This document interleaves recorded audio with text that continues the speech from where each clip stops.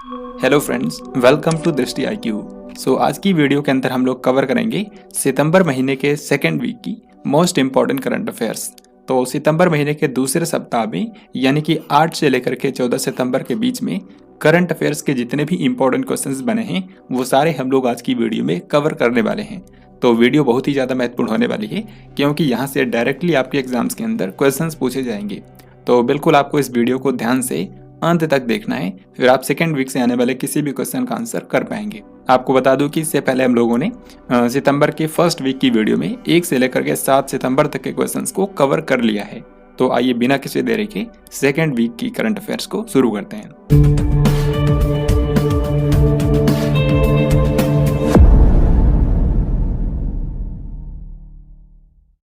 तो सबसे पहला क्वेश्चन आपके सामने है। यहाँ पर आपको बताना है कि इनमें से कौन से राज्य ने निपा वायरस के फैलने के कारण राज्य में हाई अलर्ट घोषित कर दिया है। तो निपा वायरस जो है ये एक वायरल बीमारी है जो कि जानवरों से इंसानों में फैलती है और साल 2018 के अंदर इसके केरल राज्य के अंदर पहली बार केसेस आए थे और इस बार केरल में इसका चौथा प्रकोप देखा गया है। तो यहाँ पर हमारा आंसर है ऑप्शन नंबर बी।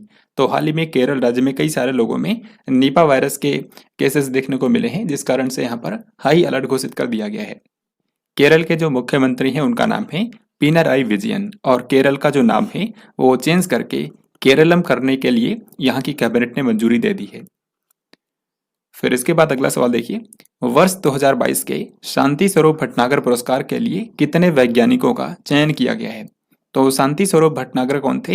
ये भारत के एक महान वैज्ञानिक थे और जो भारत में एक संस्था है CSIR, council of scientific and industrial research, इसके ये प्रथम डायरेक्टर भी थे। तो इन्हीं के नाम पर भारत में एक पुरस्कार दिया जाता है, शांति स्वरूप भटनागर पुरस्कार। तो ये पूरे भारत का विज्ञान के क्षेत्र में सबसे बड़ा पुरस्कार होता है और साल 2022 के लिए इस बार टोटल 12 वैज्ञानिकों को चुना गया है। तो यहाँ पर हमारा आंसर है ऑप्शन नंबर ए।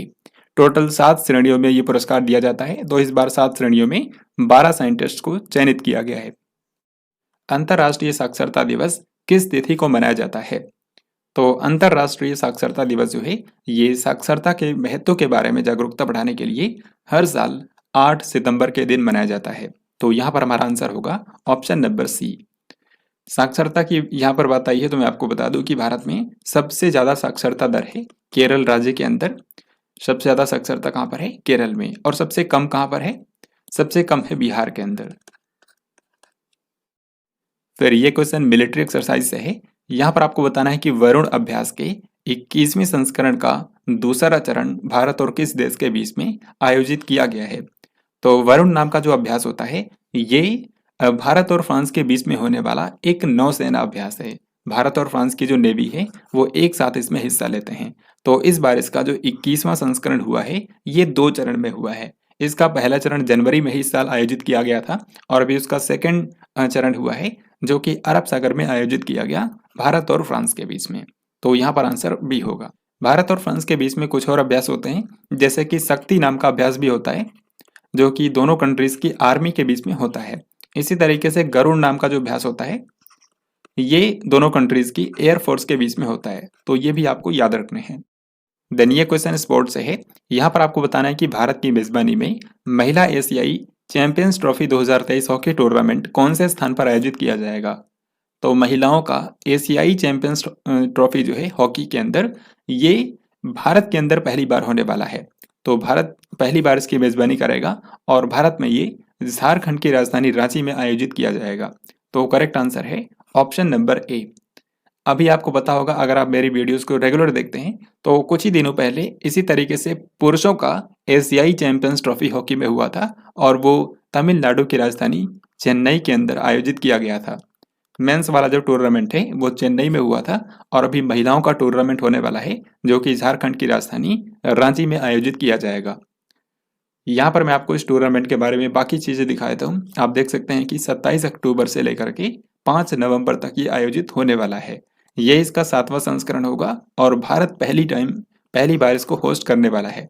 और भारत में कहाँ पर होने वाला है? झारखंड की राजधानी रांची के अंदर। यहाँ पर इंटरेस्टिंग बात यह भी है कि झारखंड की जो राजधानी है रांची ये पहली बार किसी अंतरराष्ट्रीय हॉकी टूर्नामेंट को होस्ट करेगा। इससे पहले यहाँ पर कोई भी इंटरनेशनल लेवल का हॉकी टूर्नामेंट नहीं हुआ था। टीम्स की बात करें तो यहाँ पर टोटल 6 टीमें शामिल होगी, जिसमें भारत भी है, बाकी अन्य कंट्रीज की टीमें हैं।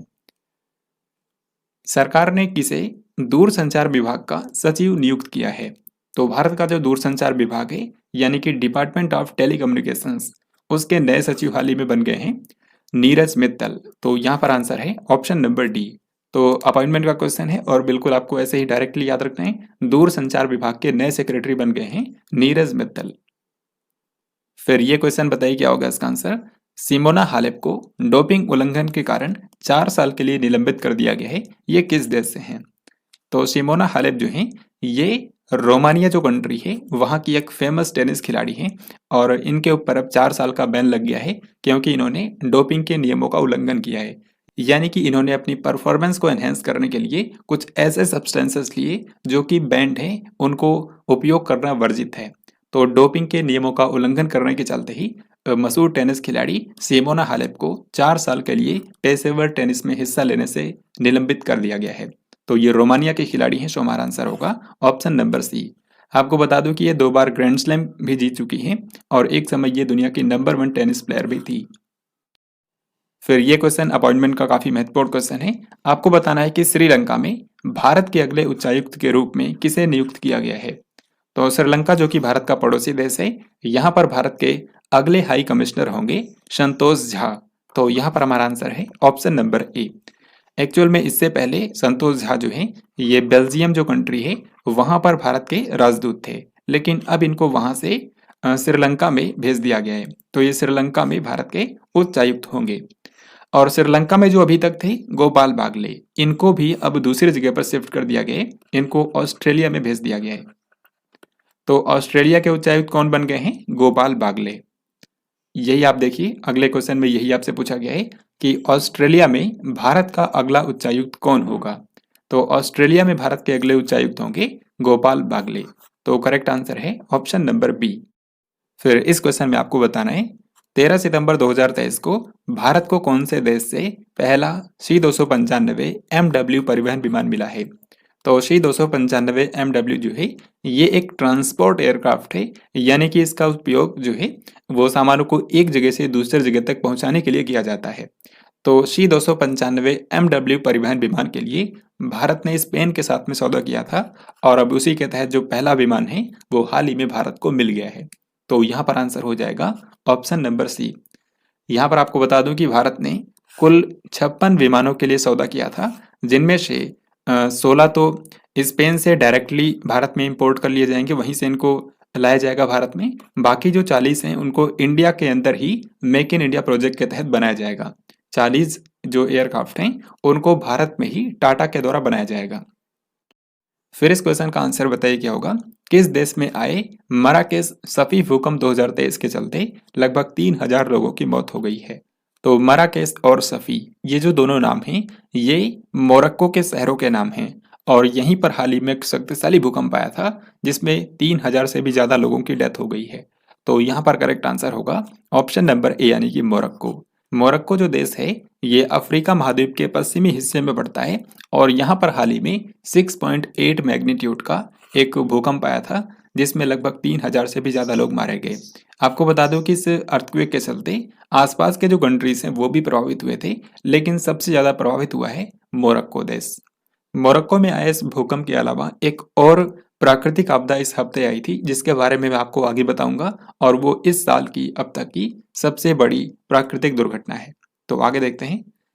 निम्न में से कौन से राज्य ने पशुधन को स्वास्थ्य सेवाएं प्रदान करने के लिए मोबाइल पशु चिकित्सा वाहन लॉन्च किए हैं? 181 टोटल 181 मोबाइल पशु चिकित्सा वाहन कौन से राज्य ने लॉन्च किए हैं ये आपको बताना है। तो सही आंसर है ऑप्शन नंबर सी, यानी कि ओडिशा राज्य। तो ये जो चिकित्सा वाहन लॉन्च किए गए हैं इसमें सभी तरह की सुविधाएं होंगी ताकि किसी भी जगह पर जरूरत के समय पशुओं की चिकित्सा की जा सके। तो इस तरीके से टोटल 181 मोबाइल पशु चिकित्सा वाहन लॉन्च किए हैं ओडिशा राज्य की सरकार ने। हिंदी दिवस कब मनाया जाता है? तो भारत में प्रत्येक वर्ष हिंदी दिवस मनाया जाता है 14 सितंबर के दिन। तो यहाँ पर हमारा आंसर है ऑप्शन डी। ये 14 सितंबर को ही क्यों मनाया जाता है? क्योंकि 14 सितंबर 1949 को भारत की संविधान सभा ने हिंदी को आधिकारिक भाषा के रूप में अपनाया था। इसी कारण से 14 सितंबर को हिंदी दिवस भारत में होता है। इसी तरीके से विश्व स्तर पर हिंदी भाषा को बढ़ावा देने के लिए अंतर्राष्ट्रीय हिंदी दिवस भी मनाया जाता है, जो कि होता है इंटरनेशनल जो हिंदी डे है वो 10 जनवरी को सेलिब्रेट किया जाता है। तो दोनों आपको याद रखने हैं। पेप्सिको इंडिया निम्न में से कौन से राज्य के नलबाड़ी में खाद्य विनिर्माण संयंत्र स्थापित करने के लिए 778 करोड़ रुपए का निवेश करेगी? तो पेप्सिको इंडिया जो कंपनी है ये भारत के अंदर एक फूड मैन्युफैक्चरिंग प्लांट बनाएगी, जो कि असम के नलबाड़ी के अंदर बनाया जाएगा। असम के नलबाड़ी में। सो यहाँ पर हमारा आंसर है ऑप्शन नंबर ए। तो इसके लिए जो पेप्सिको इंडिया कंपनी है वो 778 करोड़ रुपए का निवेश करेगी। तो यहाँ पर याद रखिएगा असम के अंदर ये बनाया जाएगा। भारत के अग्रणी महिला फैशन ब्रांड डब्ल्यू ने किसे अपना ब्रांड एम्बेसडर बनाया है? तो डब्ल्यू जो कि भारत की एक फेमस महिला फैशन ब्रांड है, इसने ब्रांड एम्बेसडर बनाया है अभिनेत्री अनुष्का शर्मा को। तो यहाँ पर हमारा आंसर है ऑप्शन नंबर बी। निम्न में से कौन से राज्य के सलेम साबूदाना को भौगोलिक संकेतक टैग यानी कि जीआई टैग दिया गया है? So this question is very very important. Salem जो जिला है ये आप जानते हैं तमिलनाडु का एक डिस्ट्रिक्ट है। ये कहाँ पर पड़ता है? तमिलनाडु के अंदर। और ये साबूदाना उत्पादन के लिए फेमस है, क्योंकि यहाँ पर साबूदाना काफी ज्यादा होता है। तो यहाँ के साबूदाना को हाल ही में जीआई टैग दे दिया गया है। सो करेक्ट आंसर है ऑप्शन नंबर बी, तमिलनाडु। इसी तरीके से एक और प्रोडक्ट को हाल ही में जीआई टैग दिया गया है, जिसके बारे में यहाँ पर आपसे पूछा गया कि कौन से राज्य के रायगढ़ सॉल को हाल ही में जीआई टैग दिया गया है। तो रायगढ़ जो डिस्ट्रिक्ट है ये ओडिशा राज्य के अंदर है, और यहाँ की सॉल को हाल ही में जीआई टैग दे दिया गया है। तो करेक्ट आंसर हो जाएगा ऑप्शन नंबर यानी कि ओडिशा। ये जो रायगढ़ सॉल है इसकी खास बात यह है कि इसको ओडिशा राज्य के अंदर कुछ जनजातीय समूहों के द्वारा बनाया जाता है और इसको हाथों के द्वारा बुना जाता है। तो ओडिशा की रायगढ़ सॉल को हाल ही में जीआई टैग दे दिया गया है। भारत और किस देश के सर्वोच्च न्यायालय ने न्यायिक सहयोग के लिए समझौता ज्ञापन पर हस्ताक्षर किए हैं? तो हाल ही में भारत और किसी अन्य कंट्री की सुप्रीम कोर्ट ने आपस में न्यायिक सहयोग के लिए एक समझौता ज्ञापन किया है, यानी कि जुडिशरी की फील्ड में दोनों कंट्रीज एक दूसरे की हेल्प करेंगे, आपस में सहयोग करेंगे। तो ये समझौता ज्ञापन हाल ही में सिंगापुर की सर्वोच्च न्यायालय के साथ में हुआ है। सो हमारा आंसर है ऑप्शन नंबर डी। तो सिंगापुर की जो सुप्रीम कोर्ट है और भारत की जो सुप्रीम कोर्ट है, दोनों की तरफ से दोनों के जो मुख्य न्यायाधीश हैं वो सिंगापुर में मिले थे और वहीं पर ये समझौता ज्ञापन हुआ है। तो इसमें भारत के मुख्य न्यायाधीश हैं डी.वाई. चंद्रचूड़, वो भी यहाँ पर गए थे और उन्होंने इस समझौते पर हस्ताक्षर किए। डी.वाई. चंद्रचूड़ जो हैं ये भारत के 50वें मुख्य न्यायाधीश हैं, ये भी आपको याद रखना है। सिंगापुर वही देश है जहां पर हाल ही में नए राष्ट्रपति एक भारतीय मूल के व्यक्ति बने हैं और उनका नाम है थरमन शनमुगरत्नम। थरमन शनमुगरत्नम जो हैं वो सिंगापुर के हाल ही में नए राष्ट्रपति बने हैं। हाल ही में गतिशक्ति विश्वविद्यालय ने भारत के एरोस्पेस क्षेत्र को मजबूत बनाने के लिए किस कंपनी के साथ में एमओयू पर हस्ताक्षर किए हैं? तो गतिशक्ति विश्वविद्यालय जो है ये गुजरात के वडोदरा में है और इसने हाल ही में भारत के विमानन क्षेत्र को यानी कि एरोस्पेस सेक्टर को मजबूत बनाने के लिए एक कंपनी के साथ में समझौता किया है, जो कि है एयरबस। तो एयरबस जो कंपनी है ये आप जानते हैं फ्रांस की एक विमानन कंपनी है, दुनिया में अग्रणी विमानन कंपनी है, और इसी के साथ में गतिशक्ति विश्वविद्यालय ने एक समझौता किया है। इस समझौते का मकसद है कि भारत में एरोस्पेस क्षेत्र से जुड़े जो वैज्ञानिक हैं, जो छात्र हैं, उनकी समझ को और भी ज्यादा गहरा करना है। तो गतिशक्ति विश्वविद्यालय ने एयरबस के साथ में एक समझौता किया है। फिर उसके बाद अगला सवाल है आइडल्स अनअर्थिंग द पावर ऑफ मूर्ति पूजा, ये पुस्तक हाल ही में किसने लिखी है? तो आइडल्स नाम की ये जो बुक है अनअर्थिंग द पावर ऑफ मूर्ति पूजा, जाहिर है कि इसमें मूर्ति पूजा के महत्व के बारे में बताया गया है और पुराने समय से ही भारत में मूर्ति पूजा की जाती है, इसी के ऊपर यह बुक लिखी गई है। तो इसको दो लोगों ने मिलकर के लिखा है, एक तो भावना राय और दूसरे हैं अमीश त्रिपाठी। तो यहाँ पर आंसर हो जाएगा ए और बी दोनों, अमीश त्रिपाठी और भावना राय। टाइम मैगजीन के द्वारा जारी किए गए 2023 की विश्व की सर्वश्रेष्ठ कंपनियों की 100 की सूची में शामिल एकमात्र भारतीय कंपनी कौन सी है? तो हाल ही में टाइम पत्रिका ने 2023 के लिए दुनिया की सर्वश्रेष्ठ कंपनियों की लिस्ट निकाली है। टोटल 100 कंपनियों की लिस्ट जारी हुई है और इसमें सिर्फ एक ही भारतीय कंपनी है जिसका नाम है इन्फोसिस। तो यहाँ पर हमारा आंसर है ऑप्शन नंबर सी। इन्फोसिस जो कि बेंगलुरु में बेस्ड एक भारत की प्रमुख आईटी कंपनी है, इसको इस लिस्ट में भारत की तरफ से एकमात्र कंपनी के रूप में शामिल किया गया है। यहाँ पर अगर आपसे ये पूछें कि पूरी इस लिस्ट में नंबर 1 पर कौन है, तो वो है अमेरिका की माइक्रोसॉफ्ट। माइक्रोसॉफ्ट जो है वो नंबर 1 पर है। यहाँ पर मैं आपको लिस्ट दिखा देता हूँ। तो सबसे पहले नंबर पर आती है माइक्रोसॉफ्ट, सेकंड नंबर पर है एप्पल कंपनी, थर्ड पर अल्फाबेट है, और इसी तरीके से अगर आप देखते जाएंगे तो 64वें नंबर पर भारत की एक कंपनी है जो कि है इन्फोसिस। तो ये इस पूरे लिस्ट में भारत की एकमात्र कंपनी है जिसकी रैंक है 64वीं। फिर इस क्वेश्चन में आपको बताना है कि ब्राजील के लिए सबसे ज्यादा गोल करने वाले खिलाड़ी कौन बन गए हैं। तो ब्राजील जो कंट्री है ये फुटबॉल में काफी आगे है। फुटबॉल में दुनिया की सर्वश्रेष्ठ टीमों में से ये एक है, और यहाँ के खिलाड़ी हैं जिनका नाम है नेमार जूनियर। इन्होंने ब्राजील के लिए सबसे ज्यादा गोल करने का रिकॉर्ड जो है वो बनाया है। इससे पहले ये रिकॉर्ड था ब्राजील के मशहूर फुटबॉलर पेले के नाम पर, लेकिन अब उनका रिकॉर्ड तोड़ दिया है नेमार जूनियर ने। तो यहाँ पर करेक्ट आंसर ऑप्शन सी हो जाएगा। हाल ही में बोलीविया के खिलाफ एक मैच था और उसी दौरान इन्होंने ब्राजील के लिए 78वां गोल किया और ब्राजील के लिए सबसे ज्यादा गोल करने वाले खिलाड़ी बन गए। देन ये क्वेश्चन बहुत ही ज्यादा महत्वपूर्ण है। ये है इस बार के आखिरी ग्रैंड स्लैम टेनिस टूर्नामेंट के बारे में, यानी कि यूएस ओपन 2023। तो साल में 4 ग्रैंड स्लैम होते हैं। सबसे पहले होता है ऑस्ट्रेलियन ओपन, फिर उसके बाद होता है फ्रेंच ओपन, देन उसके बाद होता है विंबलडन ओपन, और सबसे आखिर में होता है यूएस ओपन जो कि अभी हाल ही में हुआ है। तो यूएस ओपन 2023 में पुरुष एकल का खिताब किसने जीता है? पुरुष एकल को जीता है नोवाक जोकोविच ने। तो यहाँ पर हमारा आंसर है ऑप्शन नंबर सी। नोवाक जोकोविच जो हैं ये सर्बिया देश के खिलाड़ी हैं और इन्होंने इस बार के फाइनल में रसिया के डेनियल मेडवेडेव को हरा दिया है। रसिया के डेनियल मेडवेडेव को हरा करके इन्होंने यूएस ओपन 2023 का खिताब जीत लिया है, और ये इनके करियर का 24वां ग्रैंड स्लैम खिताब था, जिसके चलते ये सबसे ज्यादा ग्रैंड स्लैम सिंगल्स का खिताब जीतने वाले खिलाड़ी भी बन गए हैं। ये बात भी आपको यहाँ पर याद रखनी है। इन्होंने 24 ग्रैंड स्लैम जीते हैं।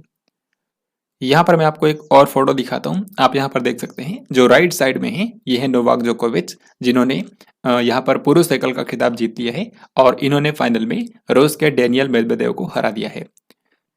फिर इसके बाद अगला सवाल आप देखिए। यहाँ पर आपसे पूछा गया है कि US open 2023 tennis grand slam का महिला एकल खिताब किसने जीत लिया है? तो वुमेन सिंगल्स की यहाँ पर बात हो रही है और इसको जीता है कोको गॉफ ने। ये बहुत ही ज्यादा महत्वपूर्ण हो जाता है क्योंकि जो कोको गॉफ है ये अमेरिका की 19 वर्षीय टेनिस खिलाड़ी हैं और इन्होंने आर्यना साबालेंका को हरा करके ये टूर्नामेंट जीत लिया है। आर्यना साबालेंका कहाँ से हैं? ये बेलारूस की हैं जिनको कोको गॉफ ने हराया है। यहाँ पर इंपॉर्टेंट बात यह है कि यूएस ओपन जो होता है इसमें महिला एकल का खिताब काफी लंबे समय से किसी अमेरिकी खिलाड़ी ने नहीं जीता था।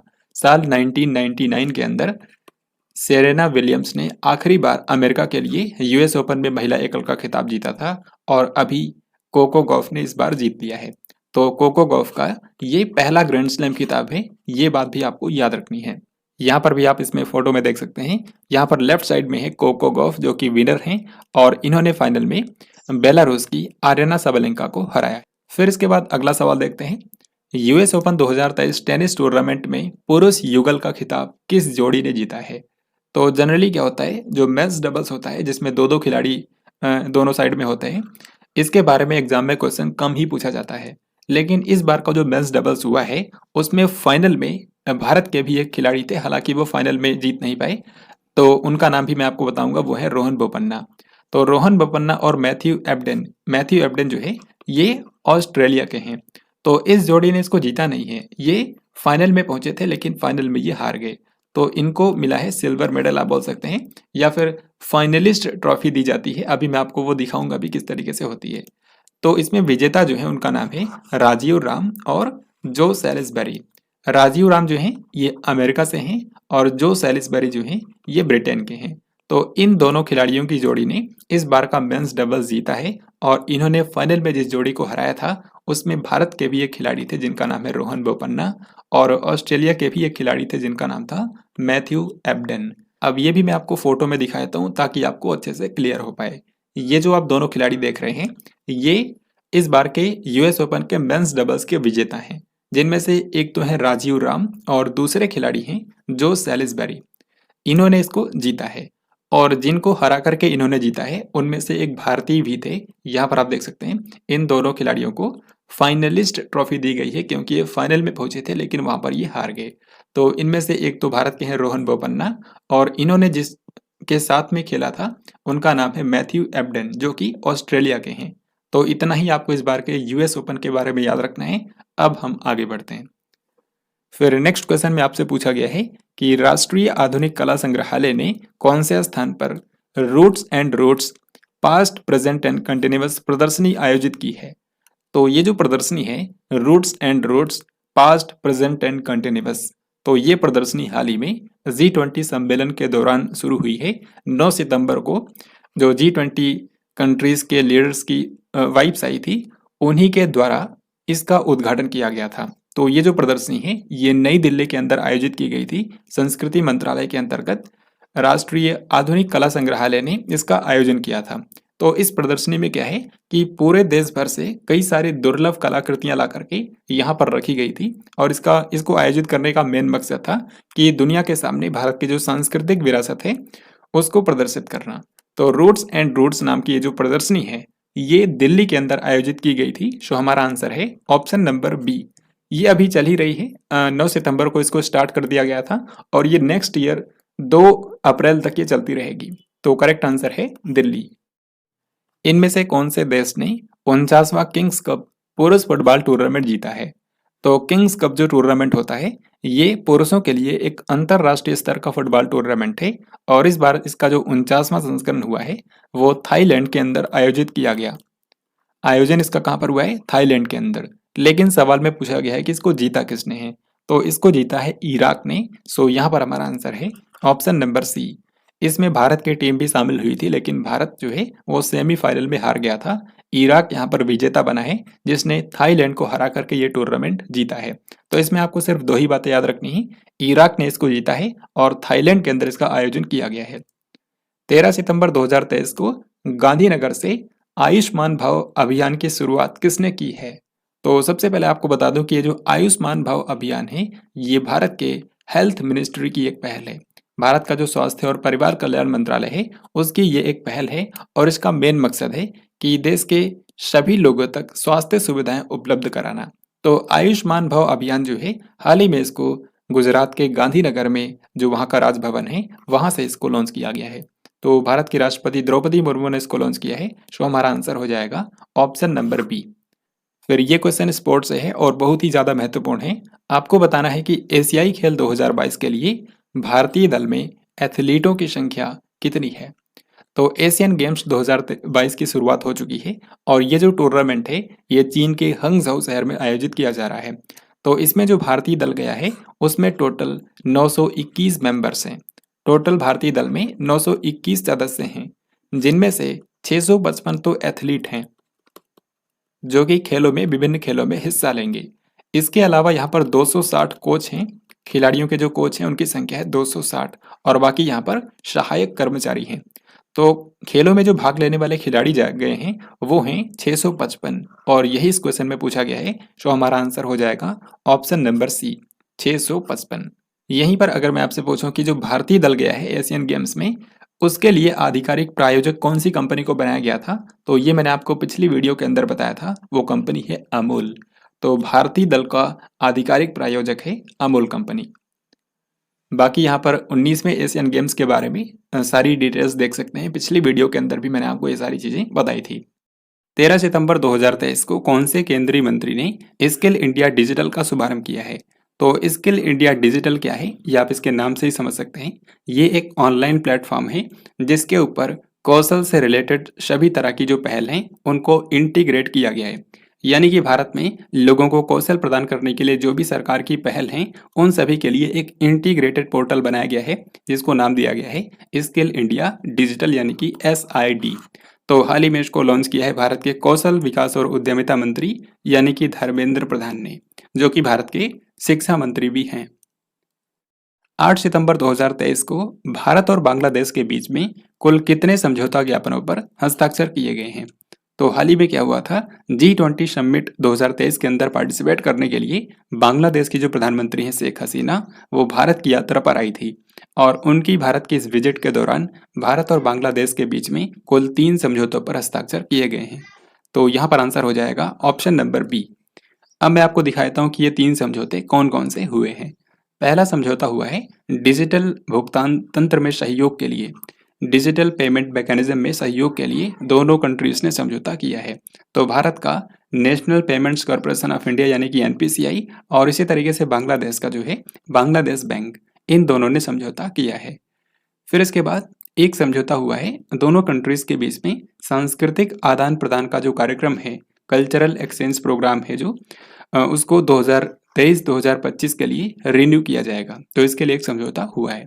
और तीसरा समझौता हुआ है कृषि से रिलेटेड। भारत का जो Indian council of agriculture research है, इसी तरीके से बांग्लादेश का जो एग्रीकल्चर रिसर्च काउंसिल है, उन दोनों के बीच में सहयोग के लिए एक समझौता हुआ है। तो ये 3 एग्रीमेंट्स हाल ही में इंडिया बांग्लादेश के बीच में हुए हैं। हाल ही में केंद्र सरकार ने प्रधानमंत्री उज्ज्वला योजना की अवधि कितने वर्ष बढ़ाने को मंजूरी दे दी है। तो प्रधानमंत्री उज्ज्वला योजना जो है ये साल 2016 के अंदर शुरू की गई थी और इसमें जो गरीब परिवारों की महिलाएं हैं उनको फ्री में गैस कनेक्शन दिया जाता है। तो प्रधानमंत्री उज्ज्वला योजना के तहत अभी तक total 9 crore 60 lakh cylinder free में बांटे गए हैं। 9 करोड़ 60 लाख। और अभी जो इसका विस्तार किया गया है, अगले 3 सालों के लिए इसको बढ़ाने की मंजूरी दे दी गई है और अगले इन 3 सालों में 75 लाख नए गैस कनेक्शन दिए जाएंगे। 75 लाख। तो यहाँ पर हमारा आंसर है ऑप्शन नंबर सी, यानी कि 3 वर्ष के लिए इसका विस्तार किया गया है। आप यहाँ पर देख सकते हैं इन 3 सालों में इस पर लागत आएगी 1650 करोड़ रुपए। तुर्की की सबसे ऊंची चोटी माउंट अरारात को फतेह करने वाली पहली भारतीय महिला कौन बन गई है। तो तुर्की जो देश है वहाँ की सबसे ऊंची चोटी है माउंट अरारात और उसको फतेह करने वाली पहली भारतीय महिला बन गई हैं लक्ष्मी झा। तो यहाँ पर हमारा आंसर है ऑप्शन नंबर ए। इन्होंने 18 अगस्त को वहां पर तिरंगा फहराया था। हाल ही में किस भारतीय तीरंदाज ने तीरंदाजी विश्व कप फाइनल 2023 में पुरुषों की कंपाउंड स्पर्धा में रजत पदक जीता है। तो हाल ही में आर्चरी वर्ल्ड कप फाइनल 2023 आयोजित किया गया है और ये टूर्नामेंट हुआ है मैक्सिको देश के अंदर। तो इसमें भारत के सिर्फ एक ही खिलाड़ी ने मेडल जीता है और उनका नाम है प्रथमेश जावकर। प्रथमेश जावकर, इन्होंने पुरुषों की कंपाउंड स्पर्धा में सिल्वर मेडल जीता है। तो यहाँ पर हमारा आंसर है ऑप्शन नंबर डी। आप यहाँ पर देख सकते हैं आर्चरी वर्ल्ड कप 2023 का जो फाइनल हुआ है ये हाल ही में मैक्सिको के अंदर आयोजित किया गया था और इसमें भारत ने सिर्फ एक ही मेडल जीता है। प्रथमेश जावकर जो है उन्होंने सिल्वर मेडल जीता है मेंस कंपाउंड इवेंट के अंदर। निम्न में से कौन से संगठन ने यूपीआई पर संवादात्मक लेन देन सहित नई भुगतान सुविधाएं लॉन्च की हैं। तो यूपीआई यानी कि यूनिफाइड पेमेंट इंटरफेस जो है, इसके जरिए आप एक बैंक अकाउंट से दूसरे बैंक अकाउंट में कभी भी पैसे ट्रांसफर कर सकते हैं और इस यूपीआई को बनाया है भारतीय राष्ट्रीय भुगतान निगम ने यानी कि एनपीसीआई ने। तो इसी ने हाल ही में यूपीआई के कई सारे नए फीचर्स शुरू किए हैं जो कि अभी मैं आपको बताऊंगा। तो ऑप्शन बी यहाँ पर हमारा करेक्ट हो जाएगा। तो यूपीआई से रिलेटेड हाल ही में कई सारे नए फीचर्स शुरू किए गए हैं, जैसे कि सबसे पहले है क्रेडिट लाइन ऑन यूपीआई, यानी कि अब आपके अगर बैंक अकाउंट में पैसे खत्म हो गए हैं तो आप बैंक से क्रेडिट लाइन ले सकते हैं और उसके जरिए आप पेमेंट कर सकते हैं। तो क्रेडिट लाइन ऑन यूपीआई जो फीचर है ये हाल ही में शुरू किया गया है। इसके बाद दूसरा फीचर है यूपीआई लाइट एक्स। तो यूपीआई लाइट जो सर्विस है जिसके जरिए पिन डालने की जरूरत नहीं पड़ती है, ट्रांजैक्शन के टाइम पर छोटे अमाउंट के ट्रांजैक्शन किए जाते हैं, तो उसी का ये विस्तार है। इसमें क्या होगा, ऑफलाइन पेमेंट भी आप कर सकते हैं, यानी कि अगर आपके फ़ोन में नेटवर्क नहीं है फिर भी आप यूपीआई लाइट एक्स का इस्तेमाल करके पेमेंट कर सकते हैं और पेमेंट को रिसीव भी कर सकते हैं। ये किस टेक्नोलॉजी पर काम करेगा, ये एनएफसी पर काम करेगा, यानी कि नियर फील्ड कम्युनिकेशन। तो इसके लिए जो दूसरा फ़ोन है उसको पास रहना बहुत ही ज़रूरी है, तभी ये काम करेगा। फिर इसके बाद अगला फीचर है यूपीआई टैप एंड पे। तो जैसा कि इसके नाम से स्पष्ट है, इसमें जस्ट आपको टैप करना है और पेमेंट आगे प्रोसीड हो जाएगा। ये भी, इसमें भी आपको इंटरनेट की जरूरत नहीं पड़ेगी क्योंकि ये नियर फील्ड कम्युनिकेशन टेक्नोलॉजी पर बेस्ड होगा। फिर इसके बाद अगला है कन्वर्सेशनल पेमेंट्स, जिसको नाम दिया गया है हेलो यूपीआई। तो हेलो यूपीआई क्या है, आपको जस्ट इससे संवाद करना है, यानी कि जितना भी पेमेंट करना है और जिसको भी करना है उसको आपको जस्ट बोलना है और ये आगे पेमेंट को प्रोसीड कर देगा। तो इसमें आपको कुछ भी टाइप वगैरह करने की जरूरत नहीं पड़ेगी, जस्ट आपको बोलना है और पेमेंट हो जाएगा। पश्चिम बंगाल सरकार ने फुटबॉल को बढ़ावा देने के लिए किस लीग के साथ में एक समझौता ज्ञापन पर हस्ताक्षर किए हैं। तो पश्चिम बंगाल की जो मुख्यमंत्री है ममता बनर्जी, वो हाल ही में स्पेन की राजधानी मैड्रिड में गई हुई थी और वहां पर उन्होंने अ, पश्चिम बंगाल राज्य के अंदर फुटबॉल को बढ़ावा देने के लिए ला लीगा जो लीग है उसके साथ में एक समझौता किया है।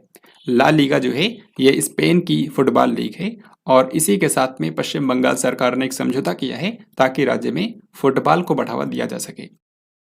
फिर इसके बाद अगला सवाल है, सैफ अंडर 16 चैंपियनशिप 2023 कौन से देश ने जीती है? तो सैफ अंडर 16 चैंपियनशिप 2023 जो है ये पुरुषों का एक फुटबॉल टूर्नामेंट है जो कि साउथ एशिया लेवल पर आयोजित किया गया था। तो इस टूर्नामेंट में भारत ने इसको जीता है। तो यहाँ पर हमारा आंसर है ऑप्शन नंबर ए। तो इसके बारे में मैं आपको सारी चीज़ें दिखा देता हूँ। आप यहाँ पर देख सकते हैं जो सैफ अंडर 16 चैंपियनशिप हाल ही में हुई है ये भूटान की राजधानी थिम्पू के अंदर हुई थी। इसमें भारत समेत टोटल 6 टीमें शामिल हुई थी और भारत ने इसको जीता है। भारत ने इस टूर्नामेंट को जीत लिया है। भारत ने फाइनल में बांग्लादेश को हरा दिया है। तो बस आपको इतना ही याद रखना है इसमें। अब आगे देखते हैं। भारतीय रिजर्व बैंक ने आईसीआईसीआई बैंक के एमडी और सीईओ के रूप में किसकी पुनर्नियुक्ति को मंजूरी दे दी है? तो आईसीआईसीआई बैंक जानते हैं आप, ये भारत की एक प्राइवेट बैंक है और इसका मुख्यालय मुंबई के अंदर है। तो इसके जो एमडी और सीईओ है उनका नाम है संदीप बख्शी और हाल ही में क्या हुआ है, आरबीआई ने इनको अगले 3 सालों के लिए फिर से अपॉइंट करने की मंजूरी दे दी है। तो करेक्ट आंसर होगा ऑप्शन बी।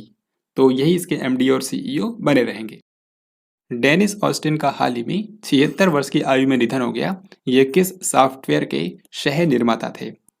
तो डेनिस ऑस्टिन जिनको आप यहाँ पर देख सकते हैं, इन्होंने माइक्रोसॉफ्ट पावर पॉइंट के लिए सॉफ्टवेयर डेवलपर के रूप में काम किया था। तो यहाँ पर हमारा आंसर है ऑप्शन नंबर डी। तो डेनिस ऑस्टिन जो है ये अमेरिका के एक सॉफ्टवेयर डेवलपर थे जिन्होंने माइक्रोसॉफ्ट पावर पॉइंट को विकसित किया था। माइक्रोसॉफ्ट पावर पॉइंट जो है ये प्रेजेंटेशन बनाने के काम आता है।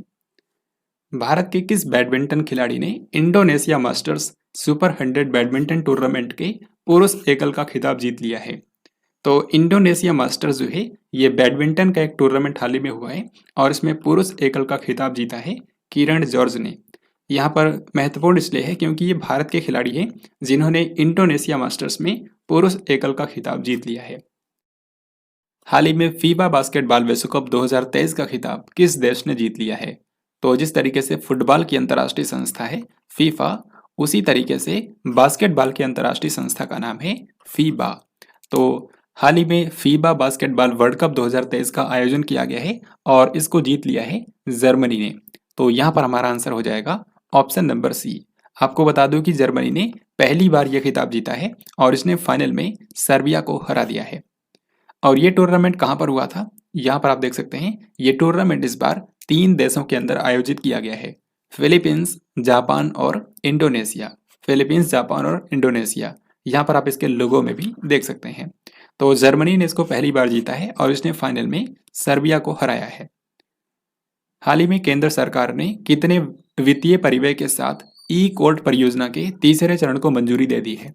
तो इस बार के बजट के अंदर भी अनाउंस किया गया था कि ई कोर्ट परियोजना का तीसरा चरण शुरू किया जाएगा और हाल ही में कैबिनेट ने इसको मंजूरी दे दी है। ई कोर्ट परियोजना जो है इसको सन 2007 के अंदर शुरू किया गया था और इसका मेन मकसद है कि टेक्नोलॉजी का इस्तेमाल करके लोगों तक न्याय पहुंचाने की जो प्रक्रिया है उसको सरल बनाया जाए। तो ई कोर्ट परियोजना का तीसरा चरण अब मंजूरी मिल गई है जिस पर 7,210 करोड़ रुपए खर्च किए जाएंगे। तो यहाँ पर आंसर है ऑप्शन नंबर सी। और आपको ये भी याद रखना है कि 4 सालों के लिए यहाँ पर मंजूरी दी गई है, यानी कि अगले 4 सालों में 7,210 करोड़ रुपए इस पर खर्च किए जाएंगे तीसरे चरण के ऊपर। फिर इस क्वेश्चन के अंदर आपको बताना है कि सबसे तेज 150 वनडे विकेट लेने वाले भारतीय स्पिनर कौन बन गए हैं? तो 150 वनडे विकेट लेने वाले फास्टेस्ट इंडियन स्पिनर जो हैं उनका नाम है कुलदीप यादव, क्योंकि इन्होंने केवल 88 मैचेस के अंदर ही 150 वनडे विकेट कंप्लीट कर दिए हैं। तो करेक्ट आंसर होगा ऑप्शन नंबर बी। फिर इसके अलावा कुछ और रिकॉर्ड्स हाल ही में बने हैं, जैसे कि यहाँ पर पूछा गया है कि वनडे में 10,000 रन पूरे करने वाले दूसरे सबसे तेज बल्लेबाज कौन बन गए हैं? तो 10,000 रन कंप्लीट करने वाले दूसरे सबसे तेज भारत के जो बल्लेबाज हैं उनका नाम है रोहित शर्मा। इन्होंने हाल ही में 241वीं पारी में 10,000 रन कंप्लीट किए हैं। और सबसे तेज कौन थे? तो सबसे तेज तो बनाया था विराट कोहली ने, इन्होंने केवल 205 पारियों के अंदर ही 10,000 रन कंप्लीट कर दिए थे। तो दूसरे बल्लेबाज बने हैं रोहित शर्मा। फिर इसके बाद अगला सवाल है कि वनडे में सबसे तेज 13,000 रन बनाने वाले बल्लेबाज बनने का सचिन तेंदुलकर का रिकॉर्ड किसने तोड़ा है। तो इसका मतलब यह है कि भारत में सबसे तेज 13,000 रन अब तक किसी ने बनाए थे, तो वो थे सचिन तेंदुलकर, जिन्होंने केवल 321 पारियों में ही 13,000 रन वनडे में कंप्लीट कर दिए थे। लेकिन अब इनका रिकॉर्ड भी तोड़ दिया है विराट कोहली ने, क्योंकि विराट कोहली ने केवल 267 पारियों के अंदर ही 13,000 रन कंप्लीट कर दिए हैं। तो यहाँ पर हमारा आंसर हो जाएगा option number D, Virat Kohli. हाल ही में भारतीय वायुसेना की किस कमान ने 4 से लेकर के 14 सितंबर तक अपना वार्षिक मेगा प्रशिक्षण अभ्यास त्रिशूल आयोजित किया है। तो त्रिशूल नाम का जो अभ्यास है ये इंडियन एयरफोर्स के द्वारा आयोजित किया जाता है और पश्चिमी वायु कमान ने हाल ही में इसका आयोजन किया है। तो करेक्ट आंसर हो जाएगा ऑप्शन नंबर बी।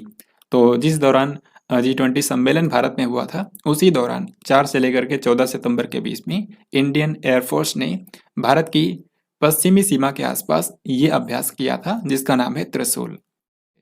फिर ये क्वेश्चन G20 सम्मेलन के बारे में है। आपको बताना है कि भारत की अध्यक्षता में 18वां G20 शिखर सम्मेलन 2023 कौन से शहर में आयोजित किया गया। तो 18वां G20 शिखर सम्मेलन इस बार हुआ है नई दिल्ली के अंदर, क्योंकि भारत ने इसकी अध्यक्षता की है। तो भारत की अध्यक्षता में राजधानी नई दिल्ली के अंदर जो भारत मंडपम बनाया गया है वहीं पर इसका आयोजन किया गया। यहाँ पर वर्ल्ड लीडर्स आए हुए थे। तो ये 9 से लेकर के 10 सितंबर तक आयोजन किया गया है और इसकी थीम रखी गई थी वसुधैव कुटुंबकम।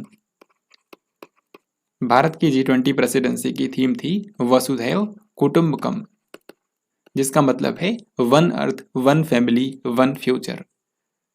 अब इसी से रिलेटेड कुछ और सवाल देखते हैं, जैसे कि G20 सम्मेलन 2023 में पीएम नरेंद्र मोदी ने निम्न में से किसे G20 का स्थायी सदस्य बनने के लिए आमंत्रित किया। तो G20 का अब एक नया परमानेंट मेंबर बन गया है अफ्रीकी संघ, जिसको अंग्रेजी में बोलते हैं अफ्रीकन यूनियन। तो अफ्रीकन यूनियन जो है वो अब G20 का 21वां मेंबर बन गया है और इसी कारण से आगे से G20 को G21 बोला जाएगा। ये भी आपको याद रखना है। अफ्रीकन यूनियन की अगर हम बात करें तो ये अफ्रीका के 55 देशों का एक संघ है और इसका जो हेडक्वार्टर है वो इथोपिया की राजधानी एडिस अबाबा में है, एडिस अबाबा। और इसके जो वर्तमान समय में अध्यक्ष हैं उनका नाम है अजोली असोमानी, जिनको आप यहाँ पर देख सकते हैं। फिर इस क्वेश्चन में आपको बताना है कि G20 सम्मेलन 2023 में कौन से देश ने वैश्विक जैव ईंधन गठबंधन की शुरुआत की है। यानी कि इस बार के G20 समिट के दौरान एक नया अलायंस शुरू किया गया है जिसका नाम है ग्लोबल बायोफ्यूल्स अलायंस और इस अलायंस की शुरुआत अपने भारत देश ने ही की है। तो यहाँ पर हमारा आंसर हो जाएगा ऑप्शन नंबर ए। इस अलायंस को शुरू करने का मेन मकसद है कि जैव ईंधन यानी कि जो बायोफ्यूल है उसके वैश्विक उपयोग को बढ़ावा देना। देन इसके बाद अगला है G20 सम्मेलन 2023 में भारत, मध्य पूर्व, यूरोप आर्थिक गलियारे की घोषणा की गई। कौन सा देश इसका नेतृत्व कर रहा है। तो इस बार के G20 समिट के दौरान एक नए कॉरिडोर को बनाने की अनाउंसमेंट की गई है जिसका नाम है India middle east Europe economic corridor. यानी कि ये एक व्यापारिक मार्ग होगा जो कि इंडिया को मिडल ईस्ट के जरिए यूरोप से जोड़ेगा। तो भारत और अमेरिका ये दो कंट्रीज हैं जो कि इसको लीड कर रहे हैं इस परियोजना को। तो करेक्ट आंसर होगा ऑप्शन नंबर सी। G20 नेताओं के द्वारा स्वीकृत किए गए नई दिल्ली घोषणा का मुख्य फोकस क्या है। तो इस बार के G20 समिट के दौरान न्यू दिल्ली डिक्लेरेशन को सर्वसम्मति से नेताओं के द्वारा अपनाया गया और इसमें 3 चीजों पर मुख्य फोकस किया गया है। एक तो समावेशी विकास, दूसरा जलवायु परिवर्तन और तीसरा स्वास्थ्य सेवा संबंधी तैयारी। तो यहाँ पर आंसर हो जाएगा ऑप्शन डी यानी कि उपर्युक्त सभी। G20 समिट 2023 के समापन समारोह में भारत ने किस देश को G20 की अध्यक्षता सौंपी है। तो जैसा कि आप जानते हैं 2023 में G20 का अध्यक्ष अपना भारत था, लेकिन इसके बाद 2024 के अंदर G20 का अध्यक्ष कौन होगा, तो वो कंट्री होगा ब्राजील। इसी कारण से इस बार के G20 समिट के समापन समारोह में भारत के प्रधानमंत्री नरेंद्र मोदी ने जो G20 की अध्यक्षता है वो ब्राजील के राष्ट्रपति लुला डी सिल्वा को सौंप दी है। तो इस क्वेश्चन का आंसर हो जाएगा ऑप्शन ए यानी कि ब्राजील। तो अगला जो G20 सम्मेलन है वो कहाँ पर होगा, वो ब्राजील के अंदर होने वाला है, ब्राजील के रियो डी जेनेरियो शहर के अंदर। वैसे मैंने G20 समिट के ऊपर कंप्लीट वीडियो बनाए हैं, अगर आपने उस वीडियो को नहीं देखा है तो उस वीडियो को ज़रूर देखें, एग्जाम में वहाँ से क्वेश्चंस ज़रूर बनने वाले हैं। अक्टूबर में 14 और 15 अक्टूबर को ग्लोबल इंडिया एआई 2023 सम्मेलन आयोजित होने वाला है। आपको बताना है कि कौन सा मंत्रालय इसको आयोजित करेगा। तो आर्टिफिशियल इंटेलिजेंस यानी कि जो एआई तकनीक है उस पर चर्चा करने के लिए ये सम्मेलन भारत के द्वारा आयोजित किया जाएगा अक्टूबर महीने में। तो आर्टिफिशियल इंटेलिजेंस से रिलेटेड जो स्टार्टअप्स हैं, जो प्रतिनिधि हैं, जो रिसर्चर्स हैं, उन सबको यहाँ पर इकट्ठा किया जाएगा और आर्टिफिशियल इंटेलिजेंस का क्या भविष्य हो सकता है उस पर चर्चा की जाएगी। तो ग्लोबल इंडिया एआई 2023 जो है ये भारत के इलेक्ट्रॉनिक्स और आईटी मंत्रालय के द्वारा आयोजित किया जाएगा। जो हमारा आंसर है ऑप्शन नंबर डी, इलेक्ट्रॉनिक्स और आईटी मंत्रालय। हाल ही में किस देश के वैज्ञानिकों ने प्रयोगशाला में विकसित स्टेम कोशिकाओं का उपयोग करके कृत्रिम भ्रूण तैयार किया है? तो हाल ही में इजराइल के वैज्ञानिकों ने वहां पर लैब के अंदर विकसित स्टेम सेल का इस्तेमाल करके कृत्रिम भ्रूण तैयार किया है। यानी कि यहाँ पर अंडे और शुक्राणु का इस्तेमाल नहीं किया गया, जबकि स्टेम सेल का इस्तेमाल करके कृत्रिम भ्रूण तैयार किया गया है। तो इजराइल के अंदर एक संस्था है जिसका नाम है वीजमैन इंस्टीट्यूट। इस संस्था के जो रिसर्चर्स हैं उन्होंने चूहे के स्टेम सेल का इस्तेमाल करके यहाँ पर कृत्रिम भ्रूण तैयार किया है। Next question books and author से है। आपको बताना है कि fire on the Ganges, life among the dead in Banaras, ये जो बुक है इसको किसने लिखा है? Fire on the Ganges, life among the dead in Banaras. तो ये जो बुक है ये बनारस के बारे में है, वाराणसी शहर के बारे में, और इस बुक को लिखा है राधिका अयंगर ने, जो कि एक पत्रकार हैं। तो करेक्ट आंसर होगा ऑप्शन डी। विश्व आत्महत्या रोकथाम दिवस यानी कि वर्ल्ड सुसाइड प्रिवेंशन डे कब मनाया जाता है? तो सुसाइड को रोकने के लिए, सुसाइड के मामलों को रोकने के लिए, दुनिया भर में जागरूकता बढ़ाने के लिए हर साल 10 सितंबर के दिन वर्ल्ड सुसाइड प्रिवेंशन डे मनाया जाता है। तो करेक्ट आंसर है ऑप्शन नंबर डी। इस बार के विश्व आत्महत्या रोकथाम दिवस की थीम क्या है? तो यहाँ पर आप इसकी थीम देख सकते हैं। ये पिछले कई सालों से इसकी यही थीम है। 2021 में भी यही थी, 2022 में भी यही थी और 2023 में भी इसकी यही थीम है, creating hope through action. Creating hope through action. हाल ही में किस अमेरिकी राज्य ने अक्टूबर महीने को हिंदू विरासत माह के रूप में औपचारिक रूप से नामित किया है? तो इसका सही आंसर है ऑप्शन ए यानी कि जॉर्जिया। तो जॉर्जिया जो है ये अमेरिका का स्टेट है और यहाँ पर हाल ही में अक्टूबर मंथ को हिंदू विरासत माह के रूप में डिक्लेयर किया गया है, क्योंकि यहाँ पर काफ़ी ज़्यादा हिंदू कम्युनिटी रहती है और स्टेट के प्रोग्रेस में काफ़ी ज़्यादा उनका योगदान है, जिसके चलते ही अक्टूबर महीने को हिंदू विरासत माह के रूप में डिक्लेयर किया गया है।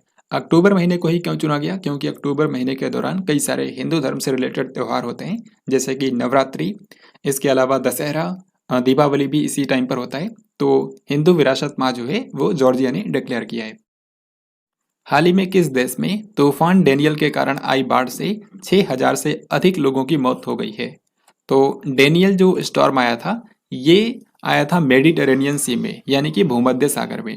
इसने वैसे तो कई सारे कंट्रीज को प्रभावित किया, लेकिन सबसे ज़्यादा जो अफेक्टेड कंट्री रहा वो था लीबिया, क्योंकि लीबिया में डेरना के पास में एक पुल इसकी वजह से टूट गया और यहाँ पर बाढ़ आ गई, जिससे ये पूरा जो शहर है वो जलमग्न हो गया। तो यहाँ पर लगभग 6000 से भी ज़्यादा लोगों की मौत हो गई। तो इस क्वेश्चन का हमारा आंसर हो जाएगा ऑप्शन नंबर डी यानी कि लीबिया। ये अफ्रीका महाद्वीप के उत्तरी हिस्से में स्थित है। फिर इस क्वेश्चन का आंसर बताइए क्या होगा? किस कंपनी ने भारत के घरेलू क्रिकेट मैचों और बीसीसीआई टूर्नामेंट के प्रसारण के मीडिया अधिकार हासिल कर लिए हैं? तो भारत में जो भी घरेलू क्रिकेट मैच होंगे और जो बीसीसीआई के टूर्नामेंट्स होते हैं उनके मीडिया राइट्स हाल ही में हासिल किए हैं वाईकॉम 18 ने। वाईकॉम 18 ने। तो ये अब इसके पास मीडिया अधिकार होंगे, यानी कि यही घरेलू क्रिकेट मैचों को प्रसारित करेगा।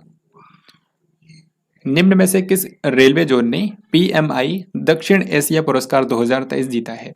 तो पीएमआई दक्षिण एशिया पुरस्कार हाल ही में दिए गए हैं और इसमें पूर्वोत्तर सीमांत रेलवे ने एक पुरस्कार जीता है। जो हमारा आंसर है ऑप्शन डी। पूर्वोत्तर सीमांत रेलवे को यह पुरस्कार क्यों दिया गया है?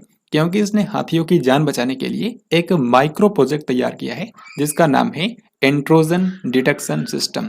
इंट्रोजन डिटेक्शन सिस्टम यानी कि घुसपैठ का पता लगाने वाली प्रणाली। तो इसमें क्या होता है, रेलवे ट्रैक के पास में अगर हाथी आते हैं तो उसको डिटेक्ट कर लिया जाता है और जो भी स्थानीय पायलट और स्टेशन मास्टर हैं उनको अलर्ट भेज दिया जाता है जिससे दुर्घटना को रोका जा सके। तो इसीलिए पूर्वोत्तर सीमांत रेलवे को PMI दक्षिण एशिया पुरस्कार 2023 दिया गया है। एशियाई टेबल टेनिस चैंपियनशिप 2023 का आयोजन कौन से देश में किया गया है? तो एशिया लेवल की जो टेबल टेनिस चैंपियनशिप हुई है वो इस बार हुई है दक्षिण कोरिया के अंदर। एशियन टेबल टेनिस चैंपियनशिप 2023 जो है ये साउथ कोरिया के प्योंगचांग में आयोजित की गई है, जिसमें चाइना ने सबसे ज़्यादा मेडल जीते हैं। भारत ने सिर्फ एक ही ब्रॉन्ज मेडल यहाँ पर जीता है। अगर इसके अलावा हम देखें तो भारत को ये ब्रॉन्ज मेडल किसने दिलाया है? तो भारत की मेंस टीम ने यहाँ पर दिलाया है। हिंदुस्तानी शास्त्रीय गायिका मालिनी राजूरकर का हाल ही में निधन हो गया है। ये किस संगीत घराने से संबंधित थी? तो मालिनी राजूरकर जिनको आप यहाँ पर देख सकते हैं, ये एक भारतीय हिंदुस्तानी शास्त्रीय गायिका थी जो कि ग्वालियर घराने से बिलोंग करती थी। इनको संगीत नाटक अकेडमी अवार्ड भी मिला हुआ था, लेकिन हाल ही में इनकी डेथ हो गई है। अमेजन इंडिया ने विकलांग व्यक्तियों को सशक्त बनाने हेतु कितने राज्यों के साथ में समझौता किया है? तो अमेजन इंडिया कंपनी ने हाल ही में विकलांग व्यक्तियों को सशक्त बनाने के लिए टोटल भारत के 5 राज्यों के साथ में समझौता किया है। तो इस क्वेश्चन का आंसर हो जाएगा ऑप्शन नंबर बी यानी कि 5 राज्य। तो ये 5 राज्य कौन कौन से हैं? सबसे पहले है हरियाणा, दूसरा है महाराष्ट्र, तीसरा है गुजरात, चौथा है कर्नाटक राज्य और 5वां है तमिलनाडु। तो ये जो समझौता हुआ है ये 2026 तक लागू रहेगा और इसका मेन मकसद है कि ये जो 5 राज्य हैं यहाँ पर विकलांगों को नए कौशल सिखाए जाएंगे और उनको रोजगार के लिए तैयार किया जाएगा। तो अमेजन इंडिया ने 5 राज्यों के साथ में ये समझौता किया है। तो फ्रेंड्स ये था आज का लास्ट क्वेश्चन। आई होप आपने इस वीडियो को ध्यान से देखा होगा। अब यहाँ पर मैं आपसे इसी वीडियो पर आधारित 2 क्वेश्चंस पूछूंगा जिनके आंसर्स आपको कमेंट बॉक्स में लिख करके बताने हैं।